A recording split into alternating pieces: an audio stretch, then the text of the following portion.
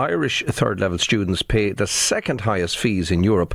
That's according to a review published by the European Commission. Senator and Labour spokesperson for Education, Aodhán Ó Ríordáin, joins us in the studio now. Aodhán, morning. Why are we paying the second highest fees in Europe?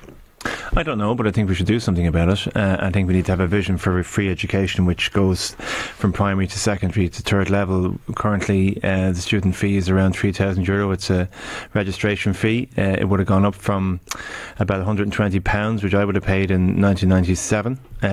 Over that period of time, from 97 to 2011, it would have gone up quite a substantial amount. But I think the conversation now has to be how we eliminate the fee in its entirety, and not just how we manage it. So, in our pre-budget submission, just to make the point, we would have had, which would have had the same financial parameters as the government had. We had a €1,000 reduction in the registration fee, but that would be part of a process where we'd eliminate fees entirely. Some people would argue that the people who pay can pay and should pay.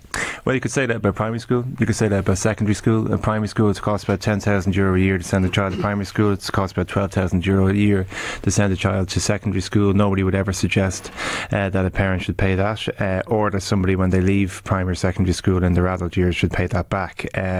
The argument around an individual paying education for themselves is an individual's argument, rather than looking at education as a public good. I think the entirety of Irish society benefits from having a highly educated workforce. We need teachers, we need guards, we need doctors, we need nurses.